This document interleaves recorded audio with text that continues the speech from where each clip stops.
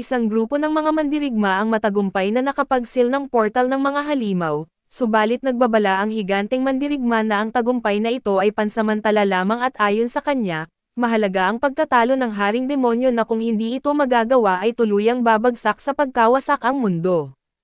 Sinabi ng kanilang pinuno na ito ang kapalaran ng mundong pagmamayari ng kanyang kapatid na nagulat ang natitirang miyembro ng koponan sa kanyang sinabi, at nabalot ng kawalang pag-asa at tinanong niya kung bakit sila nawawalan ng pag-asa at sinigurado sa kanila ang kanyang pananampalataya.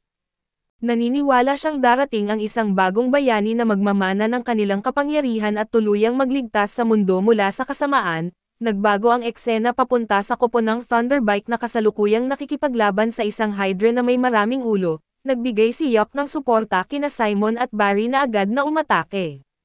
Nagpatama si Barry ng isang malakas na hampas sa halimaw na nagresulta sa malubhang sugat at muling nagbigay si Yok ng tulong kay Jaime, na nagbitaw ng nag-aapoy na atake sa Hydra at nang bumalik kay Simon. Binigyan muli ni Yok ng lakas na nagbigay daan kay Simon upang maputol ang isa sa mga ulo ng Hydra gamit ang kanyang espada. Ang naputol na ulo ay nahulog at nilamon ng apoy at sa wakas ay natapos ang labanan at ang buong pangyayari ay naipalabas ng live, na nagdulot ng pagbubunyi mula sa mga manunood at maraming mandirigma ang humanga sa Thunderbike team at naghangad na maging katulad nila. Sa tavern ipinahayag ni Yok ang kanyang pagkadismaya at balak na magbitiw sa koponan dahil sa kakulangan ng kita. Sinabi niyang nahihirapan na siya sa mga utang at ipinapaalala ni Simon na ang kanilang kita ay nakadepende sa individual na kontribusyon sa labanan. Pinuna ni Barry si Yok dahil hindi ito direktang lumalaban at sinabing puro gamit lamang nila ang kinokonsumo nito. Binanggit naman ni Jaime na ang tanging nagagawa ni Yok ay tiyakin ang live broadcast at sabi ni Camila na kung gusto ni Yok ng mas malaking kita, kailangan niyang mag-ambag ng higit pa sa laban. Tumugon si Yok at binanggit na madalas niyang sinusuportahan si Camila sa labanan pero itinanggi ito ni Camila. Sa kabila ng kanilang pagtatalo ay determinadong nagpahayag si Yok ng kanyang damdamin at ipinahayag ni Yok na aalis na siya sa koponan at nagpasalamat sa mga nakaraang taon na pinagsamahan nila. Tinanong siya ni Simon tungkol sa susunod niyang gagawin na sabay paalala na walang ibang koponan ang tatanggap sa kanya. Binanggit din ni Simon na si Yok ay isang B-rank na miyembro na mabait nilang isinama sa kanilang A-rank na koponan. Sinabi naman ni Barry na kahit bumalik si Yok at magmakaawa ay hindi na siya kailanman tatanggapin sa koponan. Pinilit ni Simon si Yok na magdesisyon at sinabing wala ng oras para sa biro. Habang umiinom ay inamin ni Yok na hindi na niya kayang tiisin ang sitwasyon at sa wakas ay nagpaalam si Yok na lumisan patungong lungsod at nagtungo sa Warriors Guild. Ipinaalam niya sa receptionist na si Mummer na naghahanap siya ng bagong trabaho. Tinanong siya ni Mummer kung hindi ba siya miyembro ng Thunderbike team na sinagot ni Yok na iniwan na niya ang koponan. Ibinigay ni Mummer ang isang recruitment form na agad namang pinunan niya at makalipas ang ilang sandali. Isang dalagang nagngangalang Marina ang lumapit kay Yok at tumakbo patungo sa kanya at niyakap siya ng mahigpit. Masayang-masaya itong makita siya muli matapos ang mahabang panahon. Tinanong ni Yok kung siya nga ba si Marina at kinumpirma niya ito na sabay paalala na si Yok ang nagsanay sa kanya noon. Naalala ni Yok na halos 1.5 taon na ang nakalipas mula nang huli silang magkita at tinanong niya ang tungkol sa mga kaibigan ni Marina. Sinabi ni Marina na maayos naman ang kalagayan ng mga ito at tinanong kung bakit nasa guild siya. Ipinaliwanag ni Yok na naghahanap siya ng trabaho at kinuha ni Marina ang form mula kay Mummer at iminungkahi kay Yok na sumali sa kanyang koponan. Sinamahan ni Yok si Marina upang makilala ang kanyang koponan na binubuo ng 2 pang babae na sina Silk at Ren. Tinanong ni Silk kung seryoso ba si Yok na sumali sa kanilang koponan at sinagot naman ito ni Yok ng oo. Gayunpaman ay itinuro ni Silk na ang kanilang koponan ay nasa D-rank na habang si Yok ay B-rank, kaya't malaki ang agwat sa kanilang mga antas at ipinaliwanag ni Yok na dati siyang kasapi ng isang A-rank na koponan na madalas gumamit ng damas, ngunit kahit ganoon ay maliit pa rin ang kanilang kinikita. Dahil dito ay naisip niyang mas magiging maganda ang resulta kung sasali siya sa isang mas mababang rank na koponan na hindi gaanong gumagamit ng damas. Dahil sa mas mababang gastusin ay inisip ni Yok na mas magiging balanse ang kanilang kita at dito ay sumang-ayon si Marina at sinabi na wala siyang nakikitang problema rito. Dagdag pa ni Ren nakuha niya ang kanyang suporta at sabay tawag kay Yok bilang master. Sinabi rin ni Silk na sumasang-ayon siya sa ideya at agad namang nilinaw ni Yok na ayaw niyang tawagin bilang master, at mas gusto niyang tawagin lamang siyang Yok na tulad ng ginagawa ni Marina. Malugod na tinanggap ni Marina si Yok sa kanilang koponan at sumali rin sa pagbati sina Silk at Ren at tinanong ni Silk kung ano ang kanilang susunod na hakbang. Nag-usisa si Yok kung mayroon silang nakaplano bilang koponan at sinabi ni Silk na mayroon silang misyon na mangolekta ng damas mula sa isang abandonadong lugar. Nagpunta ang grupo sa nasabing lugar at ibinahagi ni Yok na dati na siyang nakapunta roon. Dagdag niya na maraming damas ang matatagpuan sa ika-6 na palapag at gayunpaman ay nag-alala si Silk tungkol sa halimaw sa ika-5 palapag at iminungkahi na iwasan nila ito. Nagmungkahi si Yok na magsimula sila sa ika-4 na palapag at pinukaw niya ang loob ng koponan at pinaalalahanan silang manatiling alerto. Pagpasok nila sa kuweba ay ginamit ni Marina ang kanyang staff upang tuklasin ang mga patibong na nagkalat sa lugar. Napansin ni Yok na ginagamit nila ang mga teknik na itinuro niya noon kaso dito ay iginiit niya kay Marina na siya na ang bahala sa pagtuklas ng mga patibong at mula sa puntong iyon ay tumutol si Marina. Sinasabing tungkulin niya iyon dahil wala silang tamang kagamitan para sa pagdetect. Binuksan ni Yok ang kanyang bag at ipinakita ang isang espesyal na parol na dinisenyo upang madaling makakita ng mga patibong. Ipinaliwanag niya na gumagana ito gamit ang kakaibang langis na siya mismo ang gumawa. Humanga si Marina ngunit nagtanong si Silk tungkol sa halaga ng langis. Dahil nag-aalala itong baka masyadong magastos at doon ay tiniyak niya na siya mismo ang gumawa ng langis gamit ang kaalaman niya sa kimika at hinimok ang grupo na magpatuloy. Inatasan ni Yok si Marina na magbantay sa likuran habang sila'y naglalakbay. Naalala ni Yok ang unang beses niyang pumunta sa lugar na iyon kasama ang kanyang nakaraang koponan. Bigla siyang nagutos na huminto ang lahat matapos niyang mapansin ang galaw sa isang maliit na silid sa unahan.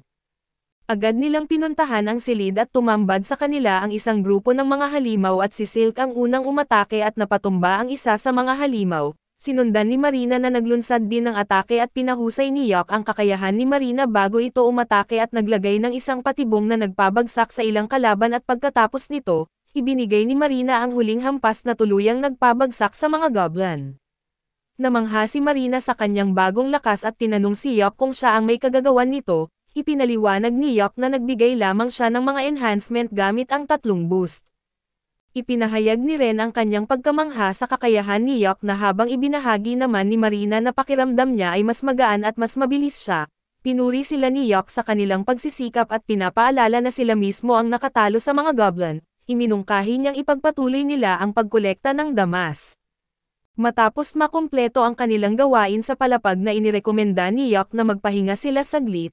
Habang nagpapahinga ay napansin ni Marina na hindi nawala ang kanyang lakas at sinabi naman ni Ren na napupuno pa rin ang kanyang mana reserves. Idinagdag ni Silk na marami pa siyang natitirang palaso at na-recover pa ang ilan sa mga ginamit niya laban sa mga goblin.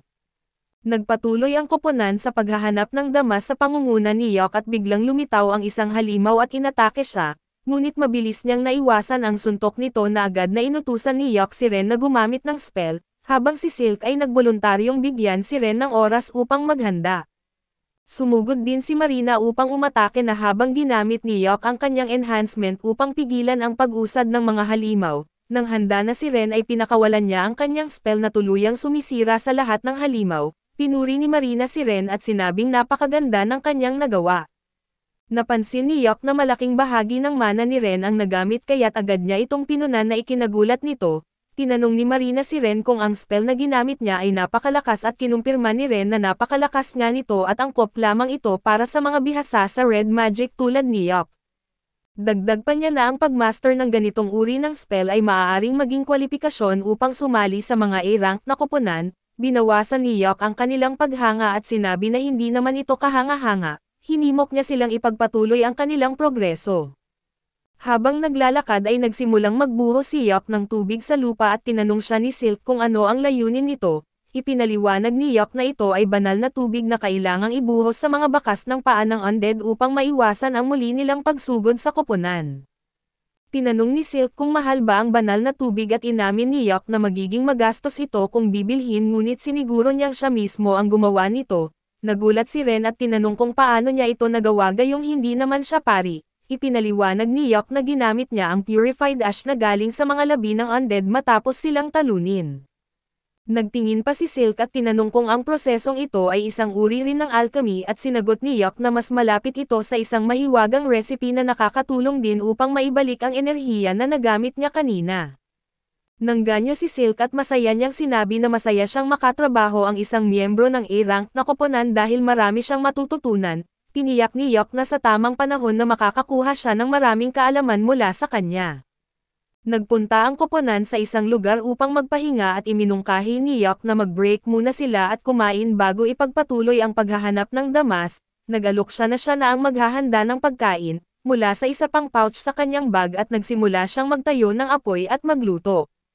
Kinuha niya ang isang mahiwagang palayok at tinapik ito na agad na nagpakita ng pagkain sa loob. Inanunsyo niya na sariwang seafood ang kanilang kakainin na lubos na ikinamanghan ng koponan, lalo nang humanga si Ren at tinanong tungkol sa mahiwagang palayok. Ipinaliwanag ni Yok na natagpuan niya ito sa isang royal castle at mayroon itong enchantment na tumutulong sa paghahanda ng pagkain. Gayunpaman ay idinagdag niya na ang pagkumpuni nito ay naging magastos at si Marina na gutom na, ay napahawak sa kanyang tiyan at inamin na hindi na niya kayang maghintay at kailangan ng kumain. Hinikayat ni Yok ang koponan na simulan na ang pagkain bago ito lumamig at habang kumakain ay mabilis nilang ipinahayag ang kanilang paghanga sa masarap na pagkain. Napansin ni Silk ang kakaibang lasa at tinanong si Yok kung nakaramdam siya ng mana sa pagkain at kinumpirma ni Yok na sinadya niyang lagyan ng mana ang pagkain. Ipinaliwanag na ginawa niya ito upang mapanatili nila ang kanilang lakas. Napaisip si Silk at nagulat sa ideya na nakainom siya ng mana kaya't napahawak siya sa ulo sa pagkabigla at pinakalma siya ni Ren, sinabing huwag masyadong mag-isip na habang idinagdag ni Marina na ang mahalaga ay masarap ang pagkain. Pagkatapos nilang kumain na nagpatuloy ang koponan sa ika-4 na palapag kung saan hinarap nila ang isang napakalaking nilalang na kilala bilang rock lizard, ipinaliwanag ni Yok na mahalagang talunin ang halimaw upang makuha ang mahiwagang bakal na nasa loob nito. Biglang umatake ang butiki ngunit ginamit ni Yok ang isang spell upang ito'y maparalisa at sumugod si Marina at nagpakawala ng isang makapangyarihang atake na tumama sa ulo ng butiki, dahilan upang ito'y mapugutan at bumagsak. Gayunpaman ang matinding pagsisikap na ito ay lubos na nagpahina kay Marina kaya't naubusan siya ng enerhiya at mana. Lumapit si Yok upang tiyakin kay Marina na sa paglipas ng panahon at sa patuloy na pagsasanay at masanay siya sa ganitong uri ng pagsubok, nagsagawa si Yok ng isang spell upang maibalik ang enerhiya at mana ni Marina.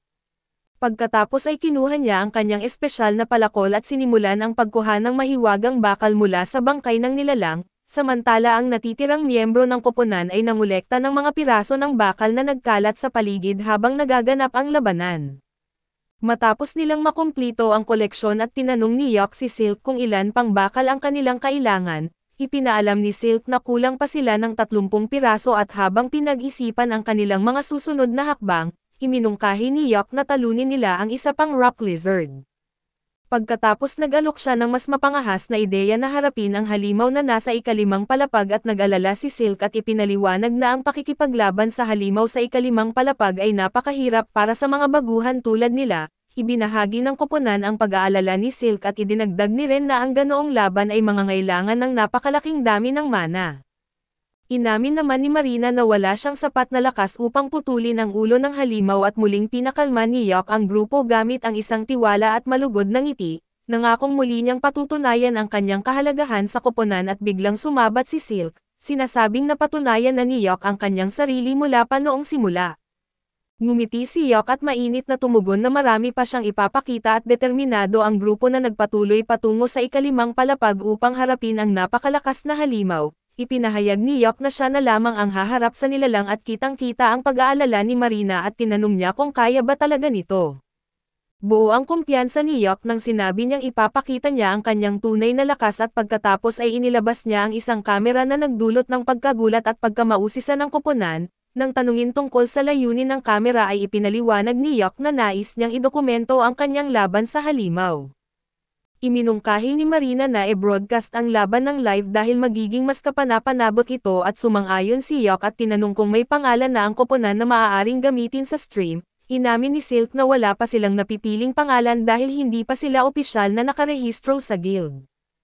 Iminungkahi ni Marina na pumili na sila ng pangalan kaagad at matapos mag-isip ay iminungkahi niyang gamitin ang Clover, bilang simbolo ng 3 babae at ng kanilang dakilang tagapagbantay na si Yok. Pumayag si Yok at opisyal na idineklara ang kanilang unang live broadcast bilang Team Clover. Hinikayat niya ang koponan na irehistro ang pangalan sa guild sa kanilang pagbabalik at sa kanilang matibay na pagpapasya. Pumasok sila sa lungga ng halimaw at nagcast si Yok ng ilang enhancement spell sa kanyang sarili. Binuksan niya ang pinto at buong tapang na pumasok na habang maingat na sumunod ang koponan sa likuran niya.